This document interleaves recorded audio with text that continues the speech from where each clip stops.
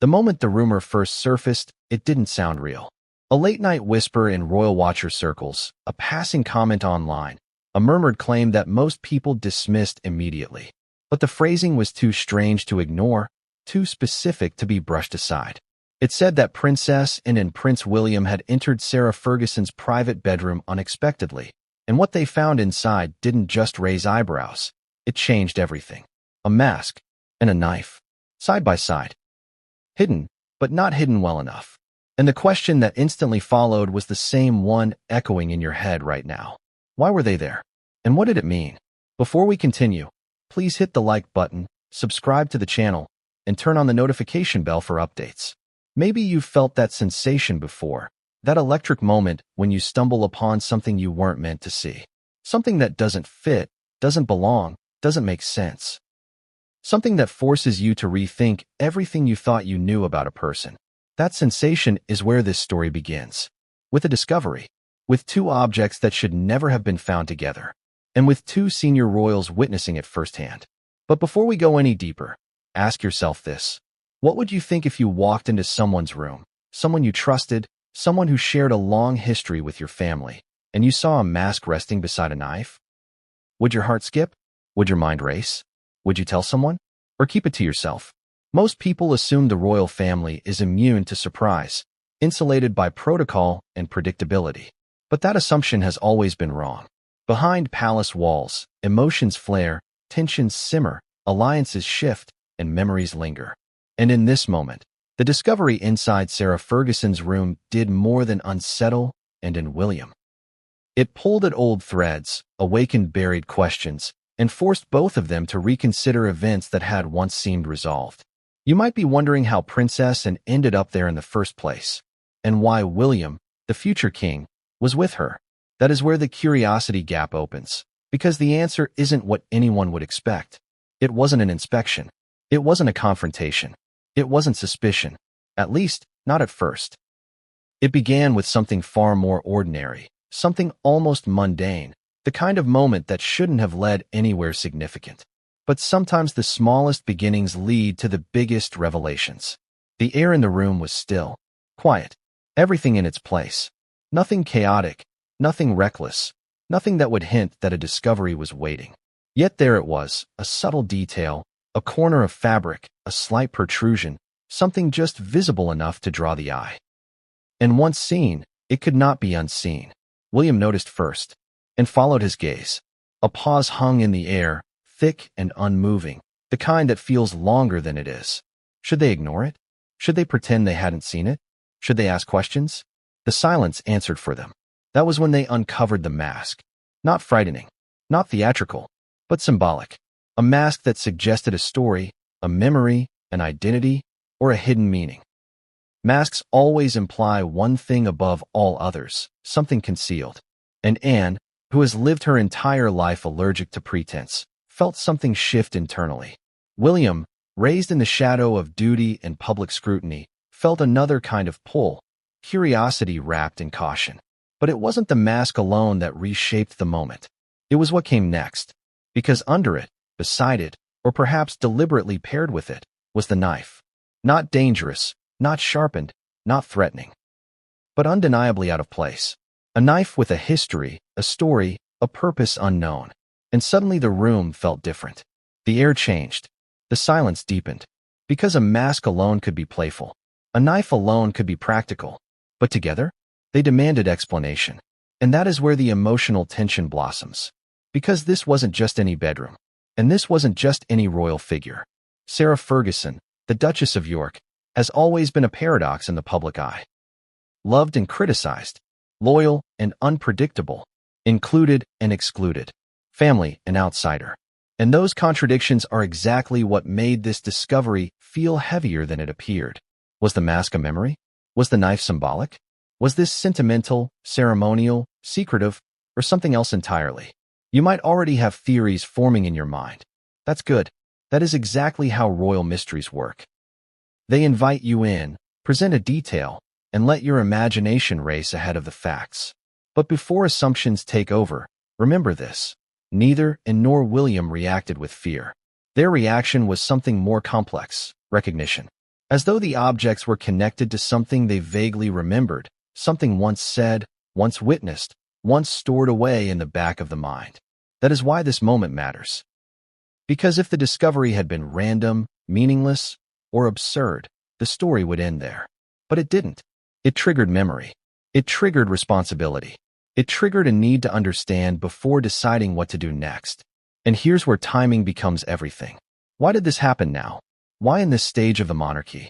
Why when roles are shifting, generations are transitioning, narratives are being rewritten? Some discoveries only matter because of when they emerge. And this was one of them.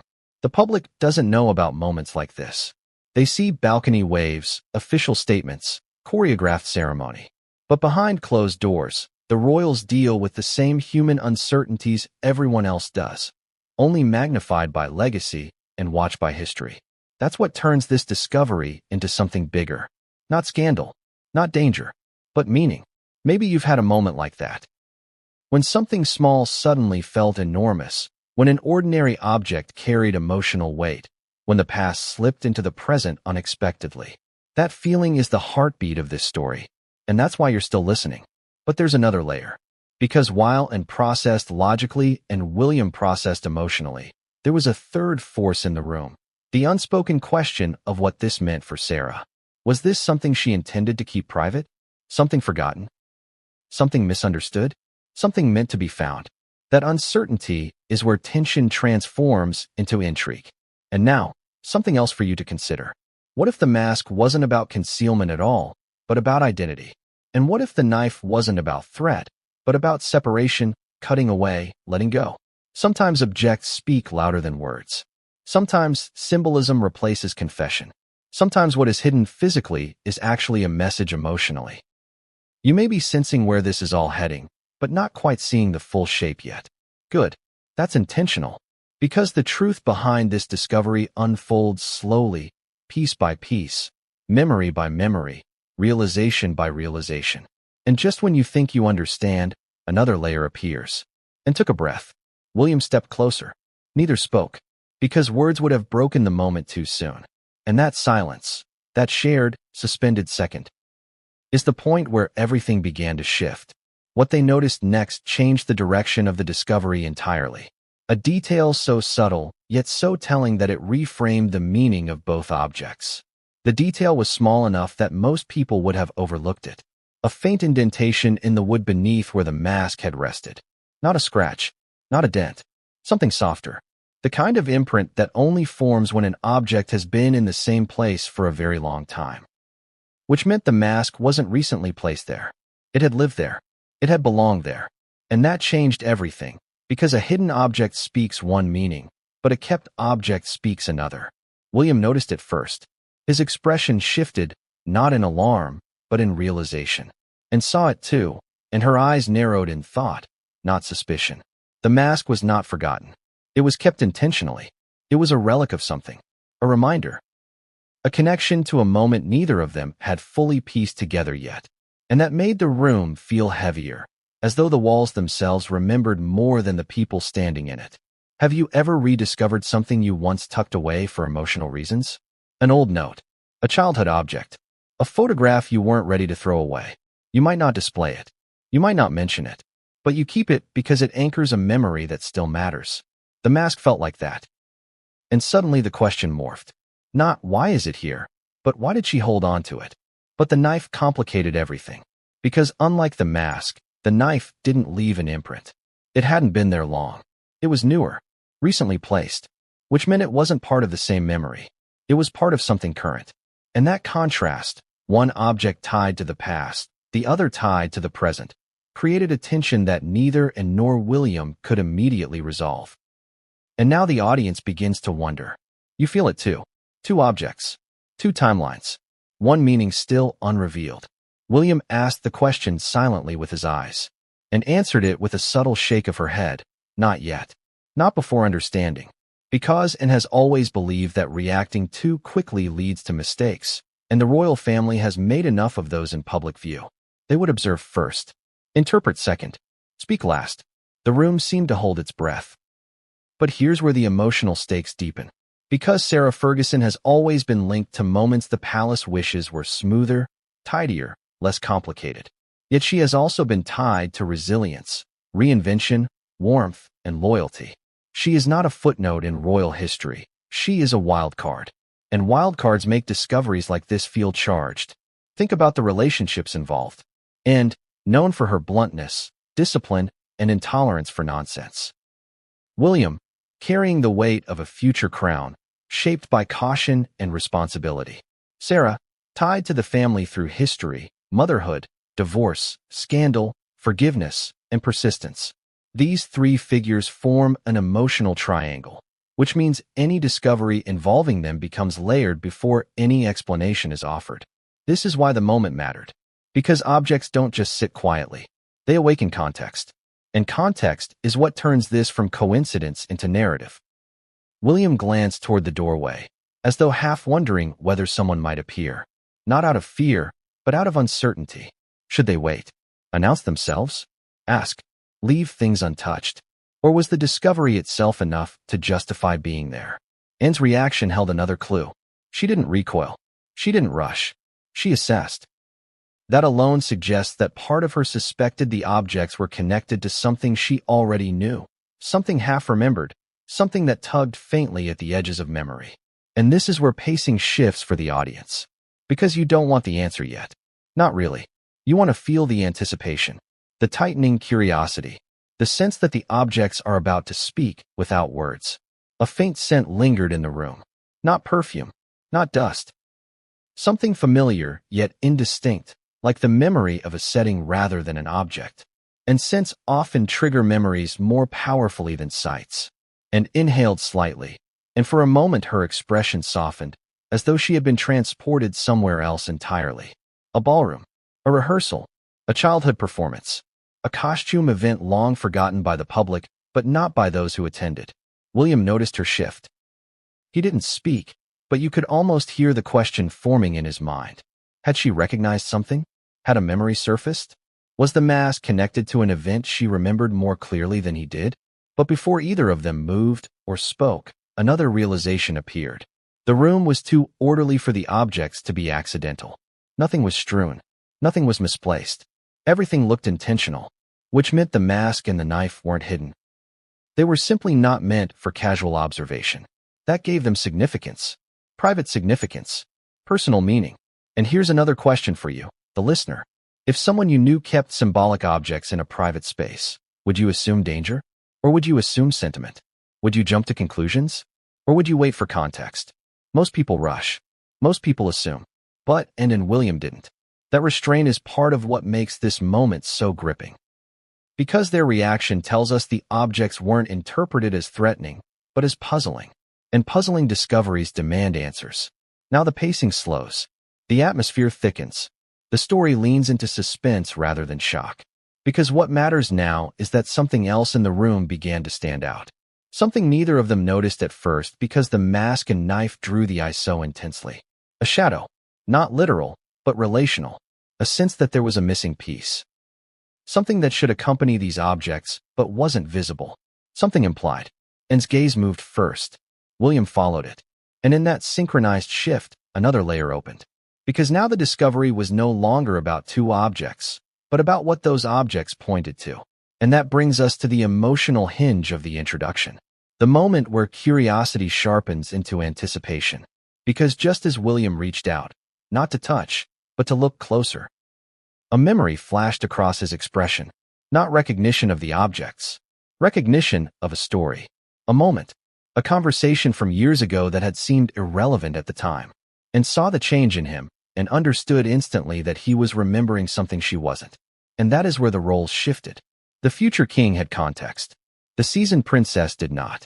And both needed the other to interpret what they were seeing. Which means the discovery wasn't just about Sarah. It was about something larger in the royal past, something that had brushed history quietly, without public attention. You can feel it now, can't you? The tightening coil. The sense that the story is about to widen. Because the objects weren't random. They weren't theatrical. They weren't ominous. They were meaningful. And meaning leads to revelation. But that revelation doesn't come yet. Not here. Not before one more question settles into the audience's mind like a seed. What if the mask and the knife weren't connected to secrecy, but to protection? What if they weren't symbols of deception, but symbols of survival? What if they weren't tools of hiding, but tools of reclaiming identity? Suddenly, the emotional tone shifts again. The audience begins to see Sarah not as a figure of confusion, but as someone who has carried more than the public ever understood. And exhaled slowly. William squared his shoulders. Neither turned away. Because now they had to know. It began, strangely enough, with a change in schedule. Not a dramatic one. Not the kind that sends security teams scrambling or private secretaries into panic, but a small adjustment. The sort that happens quietly, without announcement, without ceremony. Princess Anne happened to be on the estate earlier than planned. Prince William happened to be there as well, reviewing something unrelated, something routine. And Sarah Ferguson, the Duchess of York, was away for the afternoon, occupied with something that had nothing to do with either of them. A coincidence, on the surface. A convergence, if you looked a little closer. But the royal family has never believed in coincidences, and had intended only to stop briefly, exchange a few words, collect something that had been left there for her. William was accompanying her, not out of necessity, but out of timing. A short walk, a shared conversation, a moment of rare ease between two royals who rarely found themselves alone together without cameras, advisors, or ceremonial obligations. These moments were scarce, and that made them valuable. The hallways were quiet. Too quiet. William remarked on it casually, and brushed it off. Silence didn't bother her. It never had. She was someone who preferred efficiency over noise. But even she admitted that the stillness felt unusually complete, the kind that almost presses against the ears, as though the entire building were waiting. Have you ever stepped into a place that felt like it knew you were coming? A place where the air seemed to shift, where you sensed that something had happened before you arrived, or was about to happen after you left. That feeling shadowed the corridor as they walked. The reason they approached Sarah's room wasn't suspicious. It wasn't intrusive. It wasn't dramatic. A book Sarah had insisted she borrow, something historical, something niche, something they had laughed about over tea, and couldn't recall the title, only the distinctive color of the spine. And Sarah, in her typical warmth, had told her exactly where it was, in the bedroom, on the side table, tucked neatly for safekeeping. William hesitated, just slightly, when Anne mentioned stepping inside to retrieve it. Not because it was inappropriate. Royals drift in and out of each other's quarters far more casually than the public imagines, but because something about the idea felt unexpectedly personal. Bedrooms always carry an invisible boundary, even among family. But Anne was already moving forward, and William followed. The door wasn't locked. That was the first detail that felt unusual. Sarah was careful, not paranoid, but aware. She valued privacy. She valued space. She valued the right to control what others saw and what they didn't. A closed door might be normal, but an unlocked one that suggested either haste or expectation. And pushed it open, and the room greeted them with stillness. There was no clutter, no chaos. Everything was arranged with intention. Cushions aligned, curtains drawn just enough to soften the light. A vase with flowers that had not yet begun to wilt. A faint trace of warmth in the air, as though someone had been present not long before. William stepped in behind her, his footsteps quiet against the carpet. He glanced around without meaning to pry, simply observing, absorbing, registering.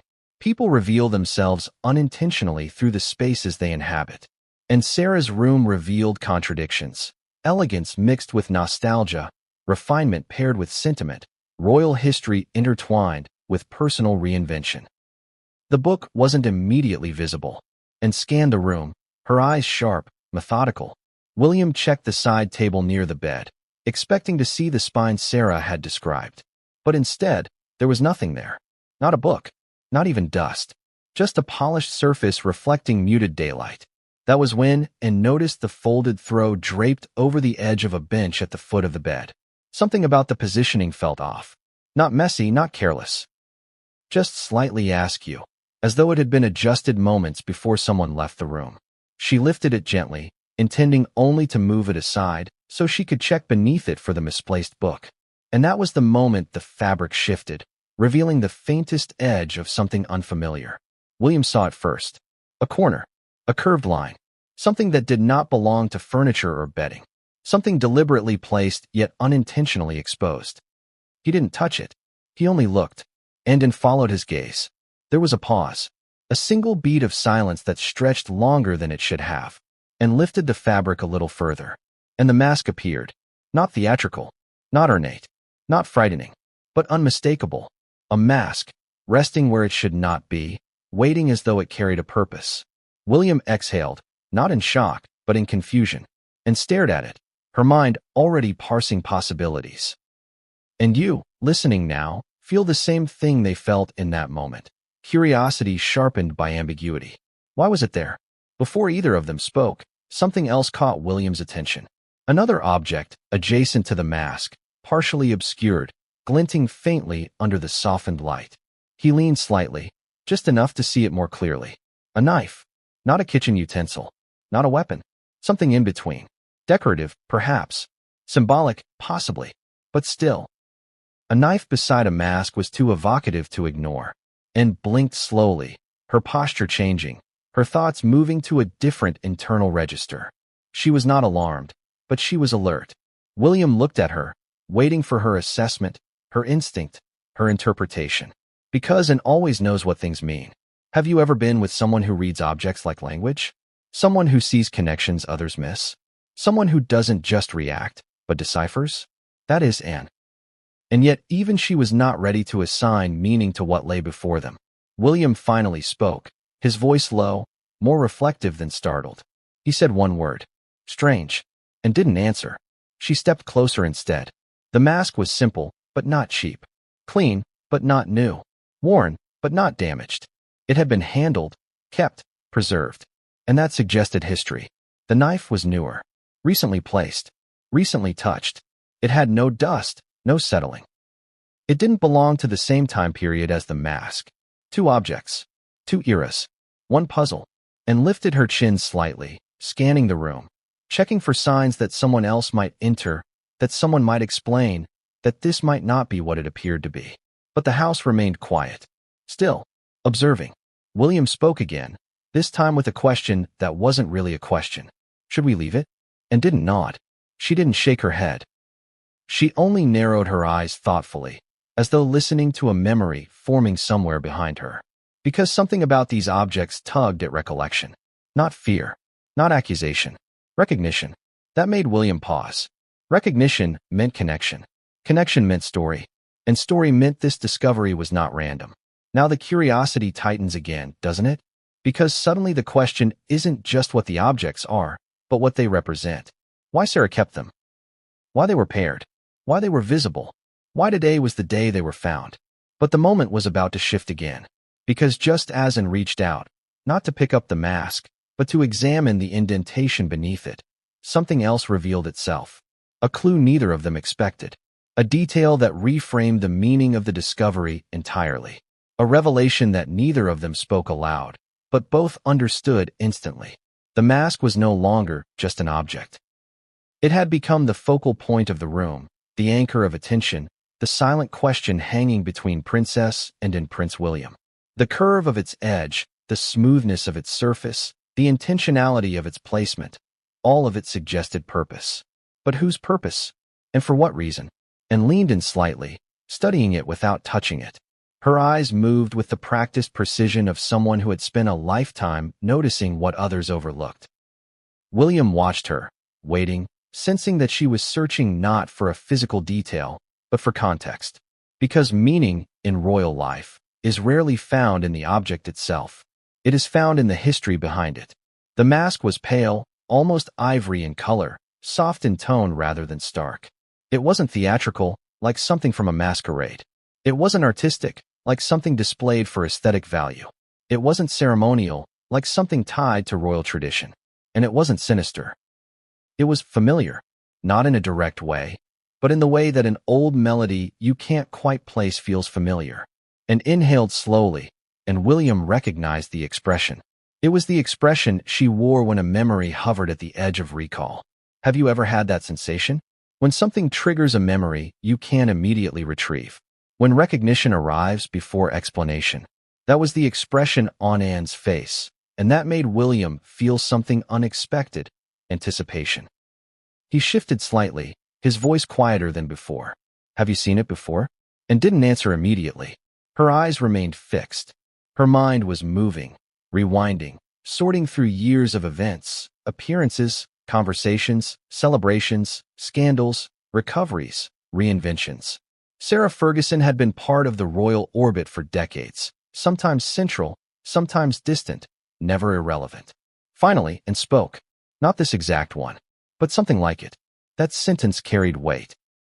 Because if there was something like it, then there was a connection to the past, to an event, to a story not yet recounted. William waited and continued, her tone thoughtful rather than dramatic. There was a charity gala years ago, a theme involving masks. Not carnival masks, not ornate ones, simple ones, symbolic ones. William frowned, trying to summon the same memory. He was younger then, much younger.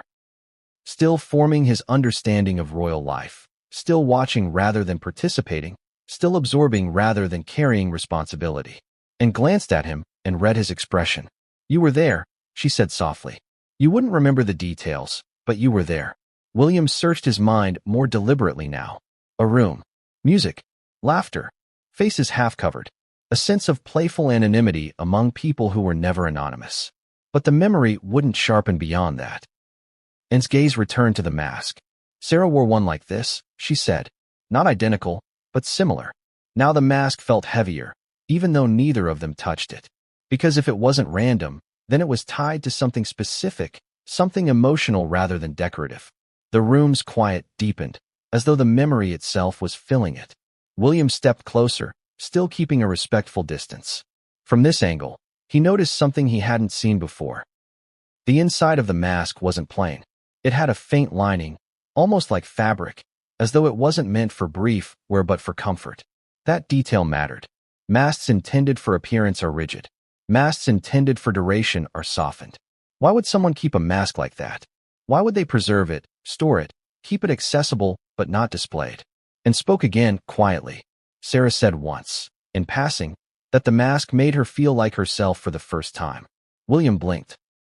Herself? And nodded. Not a duchess. Not a mother. Not a headline. Not a scandal. Not a cautionary tale. Just herself. That sentence hovered in the air like a suspended cord. Because everyone in the royal family understood that identity was complicated. Roles replaced names. Titles replaced personalities. Expectations replaced authenticity. And Sarah had lived that more publicly than most. The mask was no longer mysterious. It was human. But that only made the pairing with the knife more confusing. William looked at the two objects again, now seeing them not as clues, but as emotions. The mask represented escape, or protection, or freedom. But the knife, what did that represent? And sensed his thoughts and added, people assume masks hide, but sometimes they liberate. Sometimes removing identity allows someone to breathe. William nodded slowly. And the knife? And looked at it without flinching. Sometimes cutting away is part of becoming. The meaning wasn't aggressive. It wasn't violent. It wasn't threatening. It was symbolic, separation, release, transformation. But then another thought entered William's mind. If these objects represented something emotional, why were they together? Why now? Why here? And that question introduced a new tension, not fear, but complexity, and stepped back slightly, allowing space for thought. William did the same. The room no longer felt still. It felt full, as though the presence of the objects carried echoes. And then came the realization. Someone had placed the knife recently. Someone had left the mask long ago. 2 different moments. 2 different purposes. 2 different emotional states. Which meant someone was revisiting something. Reopening something. Reconsidering something. And in that moment, William asked a question that shifted everything. Do you think Sarah meant for someone to find these? And didn't answer immediately. She weighed the possibilities, not as a sister-in-law, not as a royal, but as someone who has witnessed the private emotional lives of her family for decades. After a long pause, she said, if she didn't intend for them to be found, they wouldn't have been visible. William considered that.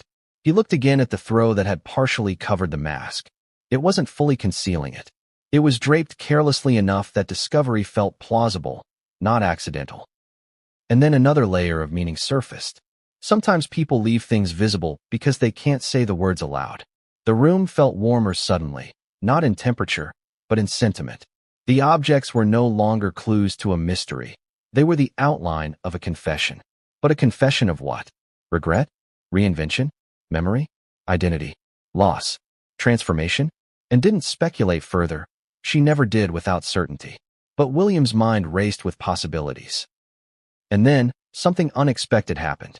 As William stepped back, his foot brushed gently against the edge of the bench, and something shifted beneath it. Not loudly, not dramatically, just enough to indicate that something else was hidden there. Another layer, another piece, and noticed instantly. She lifted the bench skirt slightly. There was a drawer. Neither of them had seen it initially. It blended seamlessly, designed to disappear into the furniture. But now that it had been noticed, it demanded attention. William's pulse quickened slightly, not from fear, but from anticipation. Because if the mask and the knife were just the beginning, what lay inside that drawer might explain everything. And reached toward it, slow, measured, deliberate. William watched, the air tightening around them. The drawer slid open, and what they found inside deepened the mystery instead of solving it. Because resting inside, carefully preserved, was a folded piece of paper, thick, aged, deliberate, and sealed with a wax impression that neither of them recognized immediately. And stared. William inhaled. And the audience listening now feels it too. The expansion of the story, the widening of the implications, the sense that the mask was only the first thread in a tapestry that was about to unravel. And reached for the paper, not to open it, but to examine the seal. The wax bore an imprint, a crest, but not a royal one. A symbol, but not one associated with any institution they knew. William leaned closer, squinting, trying to make out the detail. The symbol looked familiar, but only in the way that something half-seen long ago feels familiar. And spoke first. This doesn't belong to Sarah. William's eyes lifted. Then whose is it? And didn't answer. Because before she could, another realization struck her, one that changed her entire expression. The seal didn't belong to Sarah. It belonged to someone who was no longer alive. Someone whose connection to the royal family was powerful, emotional, and unresolved. And that revelation shifted the story entirely. And didn't speak at first. Her eyes remained fixed on the sealed paper, the wax emblem pressed into it like a quiet echo from another era. William watched her, sensing, without needing to be told, that something about the seal had struck her in a way the mask hadn't. The mask had stirred memory. The seal stirred consequence. He waited for her to explain what she recognized, and didn't rush. She never rushed. Instead, she closed the drawer gently, leaving the sealed paper inside, untouched, as though opening it too soon would break something delicate. Not the paper, but the meaning behind it. William exhaled, steady but curious. You know who it belongs to, don't you? And didn't look at him when she answered. I think so, but I need to be certain. Her voice had shifted, not shaken, not emotional, but heavier, more weighted. William heard it instantly. This was no longer about curiosity. This was about history, and straightened, her attention returning to the mask and the knife as though seeing them now in a different frame, through a different lens. The objects hadn't changed, but their significance had. The mask pointed to memory. The knife pointed to transition. The sealed paper pointed to someone who could no longer speak for themselves. And that meant their discovery had crossed an invisible threshold. Have you ever had that moment? When something small suddenly becomes part of something larger. When an object stops being an object and becomes a key. When a coincidence becomes a connection. That's what filled the room now, a sense that meaning was no longer optional. William turned his attention back to the knife. It rested beside the mask, perfectly aligned, not tossed, not misplaced, not forgotten. He crouched slightly, examining it without touching it. The handle wasn't ornate, but it wasn't plain either. There was a subtle pattern carved into it, delicate, swirling, intentional. Not decorative for appearance, decorative for meaning. He tilted his head. There's something on the handle. And stepped closer, her expression sharpening again. She lowered herself enough to view it from his angle, and there it was, a faint engraving, almost invisible unless the light struck it correctly. It wasn't a name. It wasn't initials. It was a date. William read it aloud, barely above a whisper. July 15th. No year, just the day and month, which made it even more intriguing, and drew in a slow breath. That date matters to someone. The question is who? It wasn't Sarah's birthday. It wasn't Anne's. It wasn't William's. It wasn't associated with weddings, christenings, jubilees, or abdications. It wasn't a public date at all, which meant it was private. And private dates always carry emotional weight. William stood again, processing, his mind sorting possibilities, eliminating the obvious, searching the recesses of memory. But nothing surfaced, and that troubled him more than he expected. And, however, was not troubled. She was focused. She looked at the knife again, not with suspicion, but with analysis. People assume knives symbolize danger, she said quietly. But they don't. They symbolize separation, precision, cutting away, ending something to begin something else.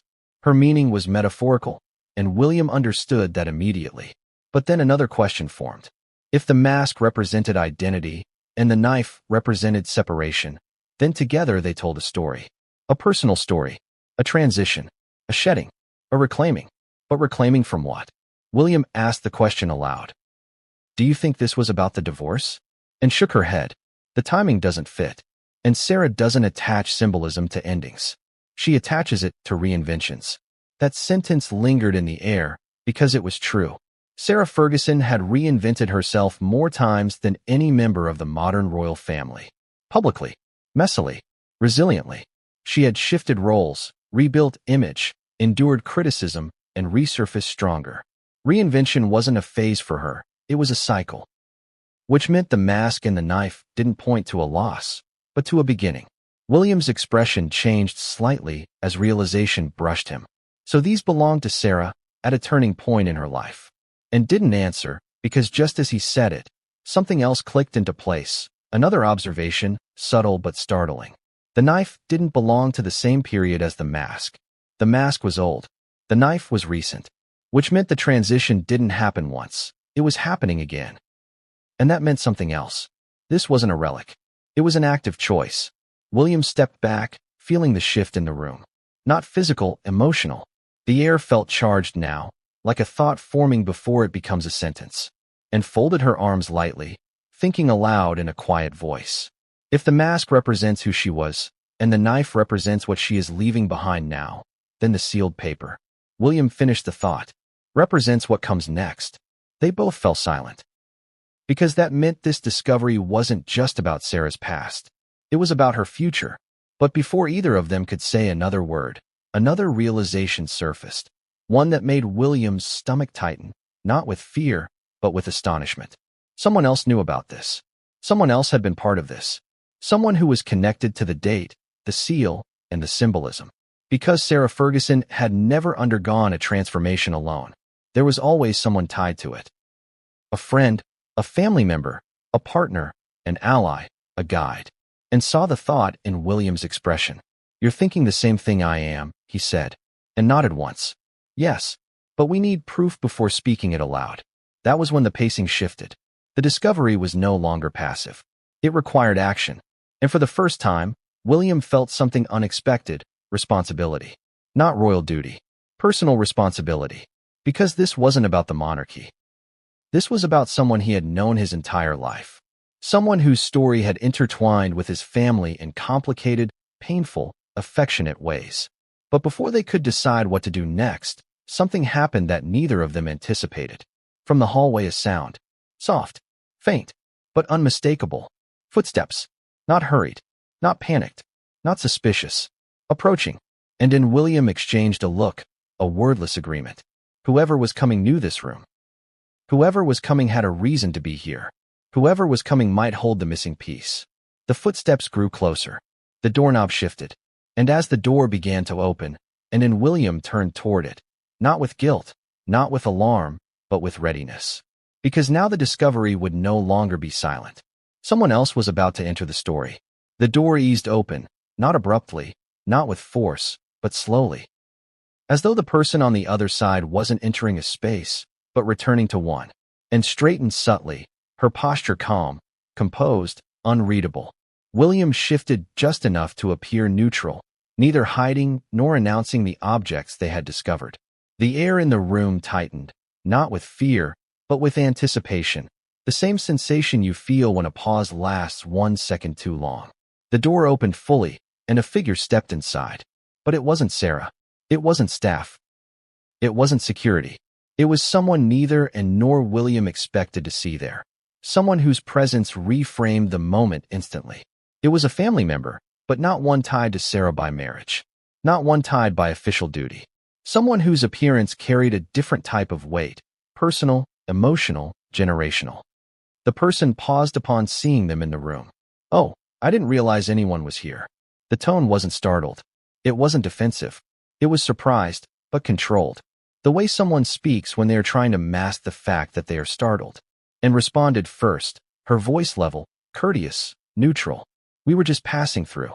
William remained silent, watching, waiting, measuring the reaction, not to their presence, but to the room itself. Because what mattered now wasn't who had entered, but how they reacted to the objects. And they did react. Their eyes flicked, not to William, but to the bench, to the softened throw, to the space where the mask and knife rested. It was the smallest of glances, but it spoke volumes. Recognition. Not shock. Not confusion. Recognition. And saw it. William saw it. You, listening now, see it too. Have you ever watched someone reveal knowledge accidentally, without meaning to? A flicker in the eyes, a slight intake of breath, a momentary tightening of the mouth. That's what happened in that split second. And in royal life, those micro-expressions say more than spoken words ever could.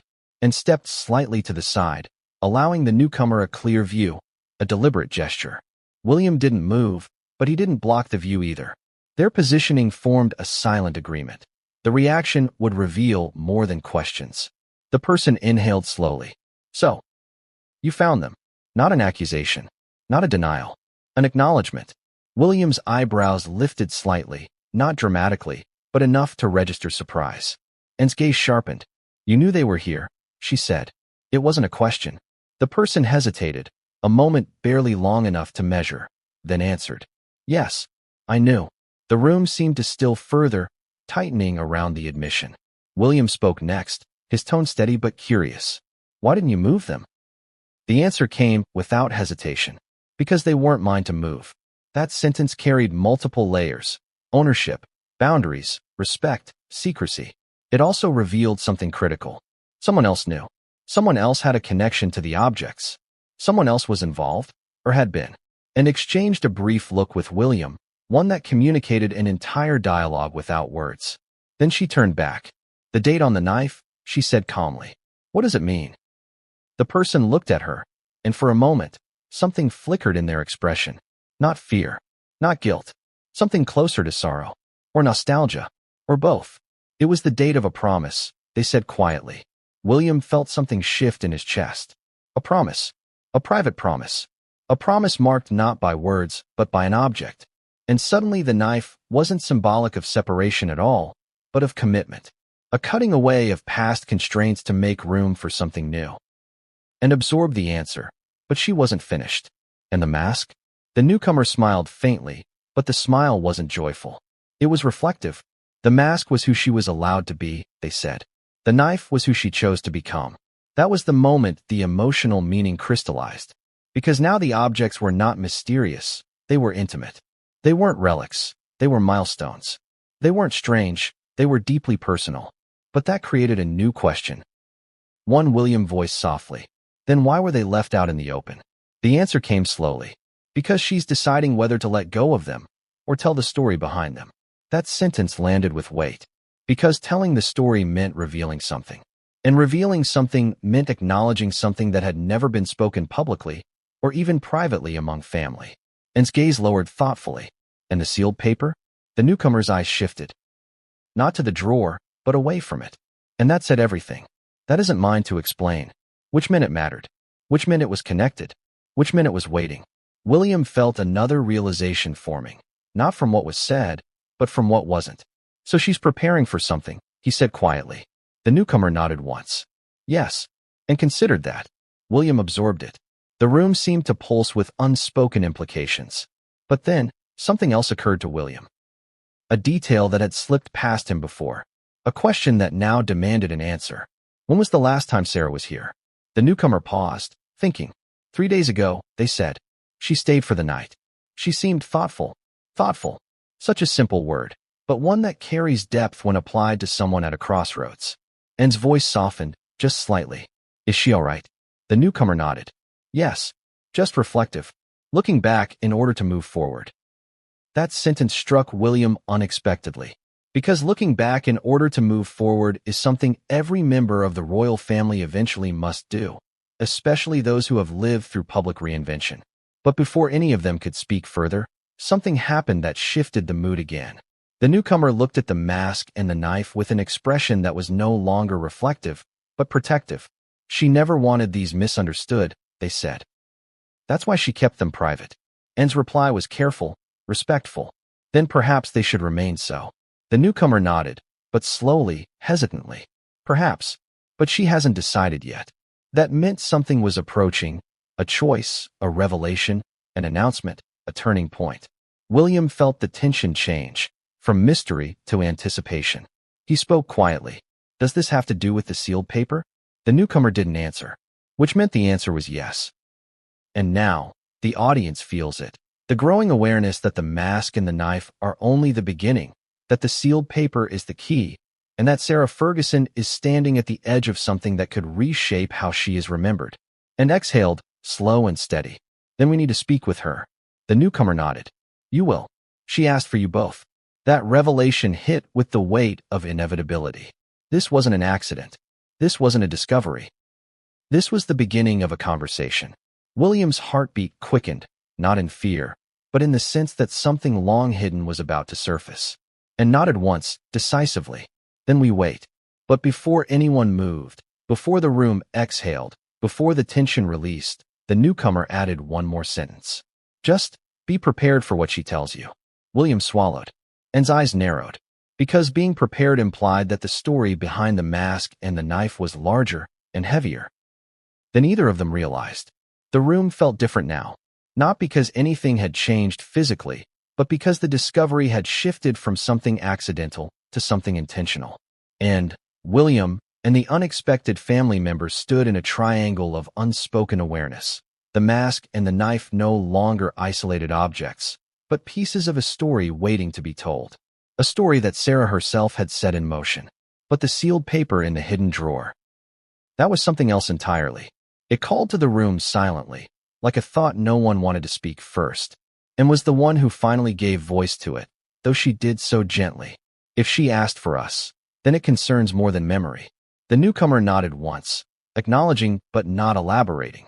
William sensed hesitation, not out of secrecy, but out of respect, the kind of respect given to someone who has chosen to speak their truth on their own terms. Still, the sealed letter lingered in all their minds. William looked toward the bench again, toward the drawer they all knew held more than paper. He spoke in a low voice, careful not to push too hard. How long has it been there? The newcomer exhaled quietly. Years. But it was moved recently. She touched it. She considered opening it. But she didn't, and absorbed that. Years meant the letter predated recent events. Years meant it wasn't about a current crisis. Years meant it had been waiting. Dormant, patient, unresolved. William asked the next question slowly. Do you know what's inside? The answer was measured. I know who it's from, but not what it says. That distinction mattered. It meant the content remained untouched, protected. But the sender mattered, because the sender was gone. The seal belonged to someone no longer living. Someone whose voice could only reach the present through ink and memory. Anne's expression softened, a rare shift, noticeable because of its rarity. Someone she cared for? The newcomer hesitated, then nodded. Deeply. That sentence settled like dust in a quiet room. Slowly, visibly, inevitably. William's mind raced through names, timelines, connections, relationships the public speculated about, and relationships the public never knew existed. But none of those guesses crystallized, because this wasn't a tabloid story. This was personal, and turned her attention deliberately back to the drawer. She didn't reach for it. She didn't open it. She simply regarded it as though waiting for the moment when meaning would present itself without being forced. You know, she said quietly, letters like that are only left behind when something was left unfinished. William nodded, feeling the truth of it. People don't seal words unless they fear speaking them aloud. They don't preserve them unless they matter. They don't hide them unless timing makes them dangerous or too fragile. The newcomer spoke softly. She wasn't ready then. She might be now. That sentence widened the moment into possibility and straightened slightly, shifting the dynamic back to action. Where is she? The newcomer answered without hesitation. On her way here. She asked me to make sure the room was open. The implication hit instantly. Sarah wanted the discovery made. William exhaled, not in shock, but in realization. The mask wasn't carelessly left. The knife wasn't accidentally exposed. The drawer wasn't unintentionally ajar. It was staged. Not theatrically, but purposefully. A breadcrumb trail. A prelude. Anne's voice dropped to a tone reserved for truths. Then this isn't about the past. The newcomer nodded. No, it's about what she's ready to say now. William's mind moved to the sealed letter again. If Sarah wanted to speak, why hadn't she opened it herself? Why leave something so personal untouched? And understood before he asked. Because sometimes reading a letter alone is too heavy. And sometimes reading it with the right witnesses gives the words a place to land. A place to land. A place to matter. A place to live. William suddenly felt the weight of generational transition. How stories pass. How truths migrate. How legacies evolve. He wasn't just a future king. He was a keeper of family history, whether he wanted to be or not. And, meanwhile, remained calm. But her eyes carried a depth that only comes from living long enough to see patterns repeat. The newcomer spoke again. She said there are pieces of her life people misunderstood, and pieces she allowed them to misunderstand. That line struck both of them. Allowed them, meaning she had protected someone, or something, by remaining silent. William swallowed. Do you think the letter explains that? The newcomer's reply was quiet. I think it explains why she stayed silent. Silence, another form of mask, another form of knife. But then a new question formed. One neither and nor William had spoken yet, but both now felt. Why them? Why were they the ones she asked for? And voiced it first. Why us? The newcomer looked at her with an expression that held both tenderness and complexity. Because you were there when she became who she was. And he was there when she became who she wasn't allowed to be. That sentence landed like a soft but undeniable chord, and represented the past, the era Sarah entered. William represented the future, the era Sarah never fully belonged to. Together, they formed the bridge between how she was seen and how she wished to be remembered. William felt something tighten in his chest, empathy, perhaps. Understanding. The awareness that public figures are shaped by forces no one sees. And nodded slowly, acknowledging the truth without sentimentality. Then we listen. When she's ready. The newcomer exhaled with relief, because agreement is a powerful balm. But the chapter wasn't finished yet, because just as the tension settled into acceptance, something shifted outside the room. A distant sound. Soft footsteps. Not hurried. Not uncertain. Approaching steadily. And William and the newcomer turned toward the doorway simultaneously, not because they were startled, but because timing had aligned. The steps drew closer. A shadow brushed the threshold. A presence paused just beyond view. And the doorknob turned. The moment held. A breath suspended. A truth approaching.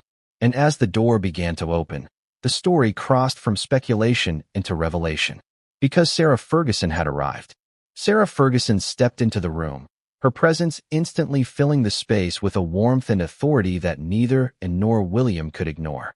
She moved with a grace that had been honed over decades of public scrutiny, yet her eyes betrayed the quiet weight of reflection. She didn't glance immediately at the mask or the knife. She acknowledged them only with a subtle shift in her posture, a recognition that the objects were no longer just symbols, but active participants in the moment. Anne's gaze met William's, and for an instant, the past and present intertwined. This was more than a discovery. This was a confrontation with memory, hers, theirs, and Sarah's. Because the objects they had found were not random relics. They were catalysts for recollection, for clarity, for truths that had long remained unspoken. Sarah's eyes softened as they lingered on the mask. Her fingers hovered near it, but she didn't reach out. It was a gesture of respect, not restraint, acknowledgement that the mask represented more than her. It was a shared history, a private story that now needed witnesses. William broke the silence. Why now? Why have you left these here? Sarah's smile was small, enigmatic. It wasn't evasive, but it wasn't a direct answer either. Because the time has come for the story to be remembered, she said softly. Not by me alone. Anne's brow furrowed slightly, a hint of curiosity and caution interlaced. You mean, this is about more than the mask? Sarah nodded, taking a slow breath as though she were drawing strength from the quiet room itself. Yes, it's about the moments when I was forced to choose between who I appeared to be and who I truly was. Moments that shaped me, for better or worse, in ways the world never understood. William felt a twinge in his chest. That understanding, the private turbulence behind public perception, was something the family had glimpsed before but never fully confronted. And now, standing here, he felt the full gravity of it, and, ever perceptive, shifted her focus to the knife. And this? She asked. The knife. Sarah's expression tightened briefly, a subtle sign of the gravity embedded in its symbolism. The knife is not what you think, she said quietly. It is not a weapon. It is a mark of transition, of endings that allowed new beginnings, of decisions that required courage. William's mind raced. A knife paired with a mask, a sealed letter, a personal presence. Each object was distinct, but together they were a narrative, a story of transformation, protection, and identity. And took a careful step forward, her eyes fixed on Sarah. You speak of transformation, but there's more. I can feel it. Something you're remembering, something tied to all of this. Sarah's lips pressed together, and for a moment, the silence that filled the room became palpable. Then, almost imperceptibly, she allowed herself a small nod. Yes, there is a memory I haven't spoken aloud in years. A memory that resurfaces now because these objects, the mask, the knife, the letter, brought it forward. William leaned in slightly, curiosity overtaking caution. Tell us, please. And in that quiet, deliberate moment, Sarah began to recount the scene that had long lingered at the edges of her mind. It was a gala, she said. Years ago, a charity event hosted at one of the grandest halls of the royal estate. Masks were required, simple, elegant, subtle. Not the ornate kind found in Venetian balls, but refined, deliberate, symbolic. Each guest selected a mask that represented a facet of themselves they wanted to reveal or conceal. And William listened, hanging on every word, visualizing the gala in their minds. The grandeur, the laughter, the whispers, the music, all forming a vivid tableau of the past. Sarah continued, I chose the mask that night because it allowed me to step outside myself, to be someone unburdened by expectation, unjudged, unseen. For a few hours, I was free. William could feel the emotional weight behind the simplicity of her words. Freedom, she said, not indulgence, not deceit. Freedom. Anne's eyes softened. And the knife? Sarah's gaze flickered to the object, acknowledging its presence. The knife represents the moment I knew I had to cut away the parts of myself that were defined by other people's perceptions. It is not violence. It is liberation. A hush fell over the room. The weight of decades, of experiences, of choices, all seemed to settle in that single moment. Then came a detail neither Anne nor William had anticipated. There was someone else there that night, she said, her voice catching slightly. Someone who witnessed my transformation. Someone who became part of the story these objects now tell. William's heartbeat quickened. The presence of another figure added complexity. Not surprise, but intrigue. Anne's voice was calm, deliberate. And this person, they are connected to all of this now? Sarah's nod was almost imperceptible. Yes, they are connected. And their presence then, and now, adds another layer to what these objects signify. William looked at the mask and knife again. What they represented was no longer abstract. These objects were markers in a story involving identity, transformation, and witnesses, a narrative intertwined with relationships, perception, and choice. Anne's mind, ever analytical, began to connect the dots. So the mask is who you were allowed to be. The knife is who you chose to become. And the letter in the drawer. It is the bridge between them. Sarah's eyes glimmered, a mixture of affirmation and relief. Exactly. The letter contains words I could not speak aloud, thoughts I could not share with anyone, not because they were untrue, but because timing and presence mattered. William felt the tension of anticipation build further. Every object, every memory, every word now pointed toward the sealed paper as the key, the next revelation waiting to unfold, and shifted slightly, her voice reflective. And now we wait for you to open it. Sarah shook her head slowly, a quiet but firm refusal. Not yet. There are things that must be understood before the letter can be read. Context, clarity, witnesses prepared, and even then, readiness is required. William's gaze drifted back to the knife and mask. Every choice, every placement, all deliberate. Every object speaks without words. Sarah's voice softened, almost a whisper. And that is why these things matter.